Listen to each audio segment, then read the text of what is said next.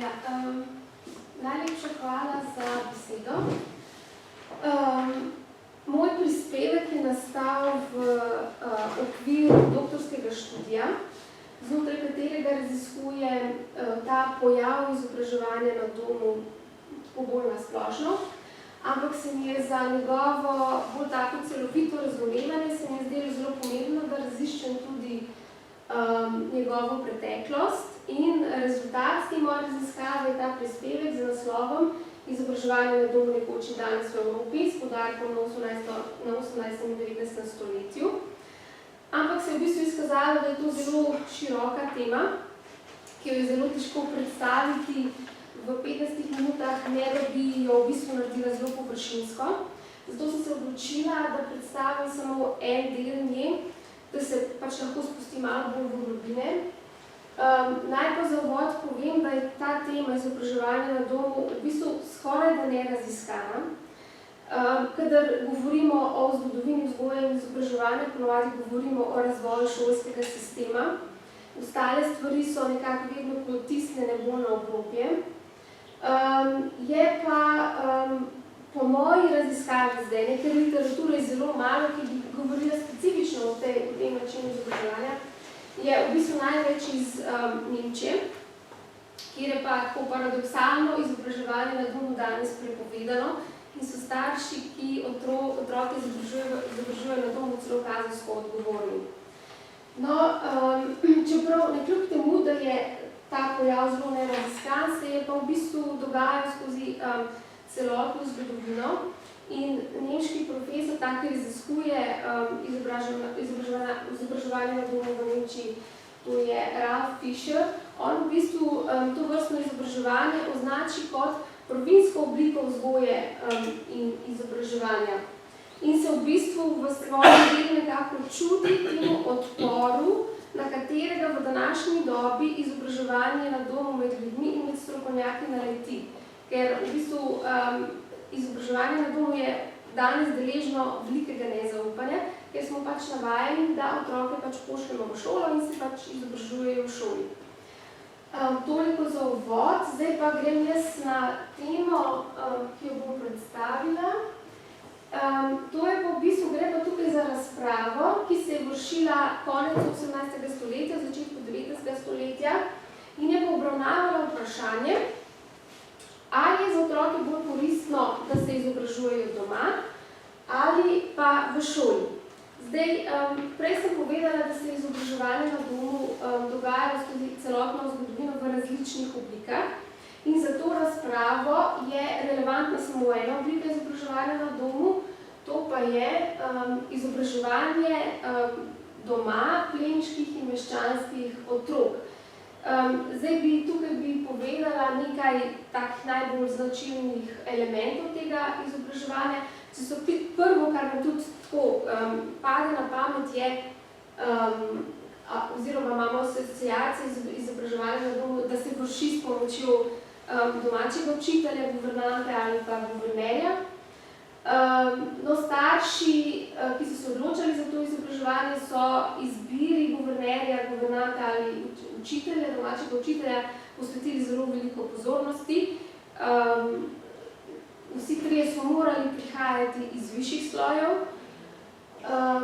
Potem druga značilnost je, da so starši, kar je meni bilo zanimivo, so se za to izobraževanje odločali, so se o tem prej zelo dobro informirali, prebirali so edukacijsko filozofijo. No, druga dva razloga sta bila pa recimo politično prepričanje. Vemo, da so konzervativci, so bili veliko bolj naklonjeni izobraževanju na domu in pa na podlagi veroizpovedi so bili pa evangeličani tisti, ki so se bolj pogosto odločili za to vrstno izobraževanje. Potem, zakaj so se starši potem še odločali za to vrstno izobraževanje? Recimo, želeli so prenesti vzorce obnašanja vrednote plemiškega oziroma meščanskega sloja. Potem, posebej za plemiške starše je bilo zelo pomembno, da se otroka poučuje tako kot pač tako kot se prida njegovi naravi, njegovemu značaju. Bili so namreč prepričani, da pač če ne boš otroka tako poučeval, se pač on ne bo nič naučil. In pa plemiški starši so hoteli imeti nadzor nad učno vsebino, ker njim to klasično znanje, ki se je učilo v šolah, pač ni veliko pomenilo, ampak oni so bolj dali na to praktično znanje, kajti tradicionalno so bili plemiči vojaški sloj, ne?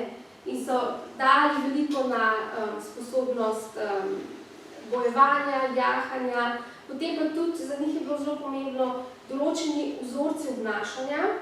Pri tem je bila zelo pomembna francoščina, ampak ta govorjena francoščina, ki je bila tudi postala nek tak znak plemiškega sloja, pripadnosti plemiškemu sloju. Potem pa zdaj zadnji, oziroma tudi zelo pomemben razlog je bil pa moralni razvoj otroka. S tem izobraževanjem na domu so pač to hoteli starši svojemu otroku zagotoviti in v bistvu je bil ravno zdrav moralni razvoj otrok je bil središče te razprave, o kateri bom govorila. In v okviru te razprave se bom v bistvu osredotočila na Anglijo, kjer je bilo izobraževanje na domu itak najbolj razširjeno in najbolj priljubljeno, in pa tudi za nemške, posvetila sem tudi nemškim deželam, bolj na kratko, kjer pa izobraževanje na domu ni bilo tako razširjeno kot v Angliji. Ta razprava v Angliji je bila zelo goreča in strastna, veliko se je pisalo v njej, veliko se je govorilo v njej, dosegla je tudi zelo širok krog ljudi. Sta bila pa dva glavna akterja. Prvi je bil John Locke, oziroma njegove ideje, ker on pa še krat ni bil več med živimi. Drugi je bil pa ravnatelj šole v Tonbridgeu, Vicesimus Knox. Zdaj, John Locke, on je bil zelo je bil naklonjen izobraževanju na domu. To pa zaradi tega, ker v bistvu najprej tukaj moramo vedeti, da je on govoril o vzgoji dečkov iz bogatih družin. In takrat je veljalo v Angliji nasplošno, da so šole, da se bo malo tako slišal, neko bojišče nemoralnosti. In to je Locke zelo skrbelo. In ker kajti pri njem, on trdi, da je v vzgoji nekako to moralno držo, oziroma krepost, on govori o virtue, krepost, veliko težje pri vzgoji, recimo kot pa pridobiti znanje. In po njegovem je šola predstavljala neko nevarnost za dečka, da bo izgubil to svojo nedolžnost, to svojo skromnost, recimo, ki sta bili pa nek predpogoj za razvoj kreposti, kakršen naj bi pač pravi gospod bil kreposten človek. Zato Locke zagovarja izobraževanje na domu, vzgojo pod budnim očesom očeta in domačega učitelja, če je potrebno. To pa v bistvu zakaj po njegovem učitelj v šoli te pač moralnosti, moralne drže ni mogel privzgojiti, to je bilo zato, ker je ta vzgoja zahteva nenehno spremljavo, pozornost, individualen odnos do otroka, medtem ko učitelj tega v šoli pač ne more, ker ima preveč otrok že tako ali tako. Potem konec 18. stoletja se je pa proti tem idejam Locka in njegov pač privržencem tem idej se je pa postavil nasproti Knox. Kot sem že rekla, on je bil ravnatelj šole v Tonbridgeu in takrat je tudi izdal eno razpravo on liberal education, ki je bila zelo brana. In njemu je pa uspelo, da je spreobrnil ta sentiment v angleški družbi takrat, kjer je veljalo, da je dom pač neguje moralno in krepost, je v bistvu nekako uspelo to spreobrniti, da je postalo ravno obratno. Da je pa dom postal bojišče nemoralnosti in pa da so šole bile tiste, ki so privzgajale moralnost. Zdaj, kako je zdaj to bilo? On se je sicer zavedal pač tega, kar sem prej rekla, da je potrebno šole spremeniti v tej smeri, da bo se ta moralna pač vzgoja pač potekala bolj zadovoljivo, ker on je to nekako razširil na celotno angleško družbo in je bil zelo nezadovoljen z moralnim stanjem v takratni družbi in zato je tudi hotel reformirati šole. V bistvu on je bil prepričan, da lahko moralni razvoj poteka le s pomočjo discipline in pa strogosti, ki jo šole nudijo. Poleg tega je takrat nasploh veljalo tudi mnenje, da deček lahko razvije marljivost, delavnost, samo če je v neki, mi rečemo temu tekmovalnost, v angleščini se reče emulation, pa ima drugi prizvok, pač mi prevedemo s tekmovalnosti, da ravno, če ima ob sebi še druge dečke, pač nekako tekmujejo, kdo bo pač boljši, ne, in se na tak način razvije, ne bi se razvila pač delavnost. Zdaj, Knox je trdil, da tega deček doma, če se izobražuje doma, ne more razviti. Poleg tega je pa tudi prepričan, da starši, ki se odločajo za takšno izobraževanje, da to naredijo ravno iz razloga, da se izognejo disciplini in strogosti šole. Poleg tega je tudi trdil, da so te otroci, ki ostanejo doma, da jih zavijajo v vato, kar je še vedno dan današnji predsodek do izobraževanja na domu, da jih zavijajo v vato, ker v bistvu te otroci niso v stiku z družbo in so potem, ko enkrat pridejo v stik s svetom, taki mehkužni, recimo, če lahko uporabim to besedo, in so zaradi tega bolj dovzetni za razne pregrehe, ki jih s katerimi pridejo v stik v svetu. No, kljub temu, da je pač Knoxu uspelo obrniti to debato v prid šolam, vseeno znotraj višjih angleških slojev je izobraževanje na domu ostalo popularno globoko v 19. stoletje. No, še to ne povem, da Knox je kljub temu, da je bil nasprotnik izobraževanja na domu, vseeno to vrstno izobraževanje priporočal za deklice, o čemer bom potem malo več povedala. Zdaj pa v nemške dežele. Na podlagi te pregledane literature mi ni uspelo ugotoviti, kako strastna je bila debata v Nemčiji, oziroma v nemških deželah. Tam sta bila tudi dva glavna akterja. Prvi je bil verjetno vsem dobro poznan Herbart, drugi pa nemški filozof Johann Gottlieb Fichte. Zdaj, prvi Herbart je bil spet izrazito na strani izobraževanja na domu. Tudi on je v bistvu bil prepričan, da je vzgojno izobraževanje v prvi vrsti naloga družine in da država lahko ponudi svoje alternative šele takrat, ko družina ni več sposobna to nalogo pač zadovoljivo izvajati. Je pa tudi priznaval istočasno, da pa večina družin v resnici ni sposobna tega dobro izpeljati. To pa zaradi tega, ker imajo tako slabe življenjske pogoje, so ves čas v stresu, skrbi, nesreče, tragedije in tako naprej.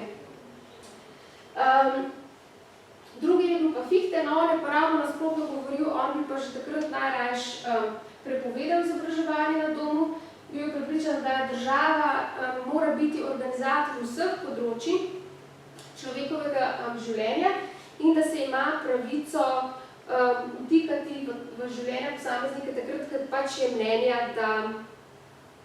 da bi bilo to potrebno. Toliko na hitro, kaj se je dogajalo v nemških deželah. Zdaj pa gremo naprej. Ena velika značilnost izobraževanja na domu je, da je bilo predvsem značilno za izobraževanje deklet. Ker kot veste, takrat so pač v šole lahko hodili samo dečki. Deklice, tiste, ki so pa lahko upali na izobraževanje, pač kakršnokoli izobrazbo, je pa to, da so jo dobile znotraj domačega okolja. od mame ali pa kakšne starejše sorodnice, tete, starejše sestre. Tukaj zraven pa še en element. V tistem času vemo, da je bila družba razdeljena na to zasebno sfero, se pravi dom, družina, v kateri je vladala recimo ženska, in potem na javno sfero, ki je bila pa moška domena, politika, kultura, gospodarstvo in tako naprej. Te zagovorniki izobraževanja na domu, o katerem sem govorila prej, so izobraževanje na domu zagovarjali tudi iz razloga, ker so hoteli ženske obdržati v tej domači sferi družine in doma. Je bilo pa to obdobje po francoski revoluciji oziroma malo prej že, ko so ženske začele prestopati to mejo med javnim in zasebnim. Se pravi, na podlagi teh revolucionarne ideje francoske revolucije, potem industrializacija je tudi prinesla svoje, naprimer ženske so imele vedno več časa in so se začele ukvarjati tudi z drugimi stvarmi, začele se brati, tisk je dal svoje. In v bistvu to prestopanje žensk, te meje med zasebnim in javnim je ljudem zbudilo nek strah, da se bo zdaj porušil obstoječi družbeni red in pa tudi to sem pozabila povedati, ženska je morala biti, to sem malo omenila prej, je morala biti moralno neoporečna, ker je morala skrbeti za vzgojo svojih otrok, vsaj v tej zgodnji dobi. In če bi prišla v stik z zunanjim svetom, je obstajala velika nevarnost, da bi pač to svojo moralno neoporečnost izgubila. In zato lahko v bistvu rečemo, da je izobraževanje na domu odigralo eno tako paradoksalno vlogo. Na eni strani je želelo obdržati ta obstoječi družbeni red, to se pravi to razdelitev na žensko in moško sfero. Po drugi strani je pa pomagalo pri emancipaciji žensk. V bistvu to trditev je postavila nemška profesorica Gunilla Bude, ko je v bistvu raziskala autobiografije, pisma, dnevnike iz druge polovice 19. stoletja. In iz tega je postalo jasno, v bistvu te rokopisi so nekako tako, oziroma ta dela so nekako izražala eno tako nezadovoljstvo teh deklet meščanskih s to svojo predpisano, družbeno določeno vlogo biti dobra mati, žena in gospodinja. Tako da so te deklice, ki so se izobraževali na domu, so imeli guvernante. In guvernante so bile tiste, ki so jim pokazali, da oni v življenju lahko dosežejo tudi, oziroma da lahko dosežejo ali pa da upravljajo tudi kakšno drugo vlogo, kot pa samo mati, žena in gospodinja. In so jim postali nekakšen zgled, tako da so potem, ta dekleta so potem postala same guvernante, veliko jih je postalo učiteljic, ali so pa šle kakšno drugo kariero, so si ustvarile in bolj ali manj so se potem borile za te ženske pravice. Guvernante imajo neko tako dvojno podobo. Nemška sociologinja Irene Harder-Pinker, ona govori, da so bile guvernante take samozavestne ženske, ki so to svojo samozavest črpale ravno iz svojega poklica, guvernante, medtem ko iz te angleške literature, to verjetno poznate Jane Austen, pa to ne, ki so pa Charlotte Bronte, pa to ne, te so bile pisateljice, ki so opisovale preko romanov, v romanih ta poklic guvernante. No, one pa ravno dajo malo drugačno podobo, ene take osamljene, žalostne ženske, ki je bila bolj pa ne prisiljena v ta poklic, bodi si zato, ker je njena družina obožala in je pač mogla začeti služiti denar, ali pa zato, ker se takrat, ki se niso mogli poročiti, recimo. In to je ena taka zanimivost, sem prebrala, da v tistem času se moški niso hoteli poročati zaradi tega, ker se niso hoteli, se pravi, z višjih slojev, se niso hoteli odreči temu dobremu življenju in prevzeti odgovornost za družino, zato je bilo takrat zelo veliko tudi neporočenih žensk. Zdaj bom pa naredila en miselni preskok iz preteklosti v sedanjost in malo povezala to temo z izobraževanjem v domu v moderni obliki. Recimo, prej sem govorila, da je bil moralni razvoj za starše glavni, pa eden najbolj pomembnih razlogov, da so se odločili za to vrstno izobraževanje. No in ameriške raziskave, ker izobraževanje na domu, ki se imenuje homeschooling drugač, je najbolj prisotno v Angliji in v ZDA in mnogi ameriški starši se zanj odločajo tudi zaradi teh moralnih razlogov, oziroma danes rečem temu, da pač za razvoj, za čim boljši razvoj otrokovega značaja. Medtem ko v Sloveniji pa te moralni razlogi ne igrajo veliko, pač bolj tako postransko vlogo, ampak se starši za to vrstno izobraževanje v glavnem odločajo zaradi individualnega pristopa k poučevanju svojega otroka, kar imajo pa spet skupno z razlogi plemiških staršev. Evo, to je bilo za enkrat vse. Najlepša hvala za vašo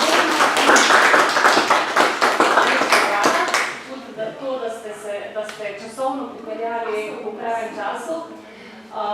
Zdaj v bistvu že nastopil čas za odmor, ampak vseeno odpiram razpravo, če so kakšne vprašanja na to temo. Mogoče eno bolj mislo kot vprašanje. V tem obdobju, ko se začne industrializacija, se pravi, ko je tudi ena velika koncentracija prebivalstva v industrijskih središčih, je verjetno možnost za tako individualno izobrazbo manjša bila in mislim neko usporednico z tem neformalnim izobraževanjem ravno v društvih, ki so organizirala različna predavanja na različno temo. Recimo, kmetijska so se osredotočala na vprašanja dobrega dela na kmetiji, medtem ko pa delavska društva so se pa lotevala tem o položaju delavstva in pa tudi neke napotke, kako je treba se v življenju znajti. In se mi zdi, da je to oblika takega neformalnega izobraževanja. Ja, se v bistvu na nek način je to res, ker izobraževanje na domu na nek način nima ene take splošne definicije. In jaz sem ga v tej moji celotni nalogi sem ga opredelila kot izobraževanje, ki se ne odvija v šolah, ampak praviloma v domačem okolju. To bi bila lahko ena taka definicija, recimo, ne? Ja, je pa absolutno, spada k tem pač oblikam izobraževanja, ki niso bile institucionalizirane. Tega je po mojem zelo veliko. Ja, tudi so obrtniške družbe. Ja, tega je po mojem zelo veliko, ja. Rekli ste, da je predvsem to bilo vezano na dekleta. Ja.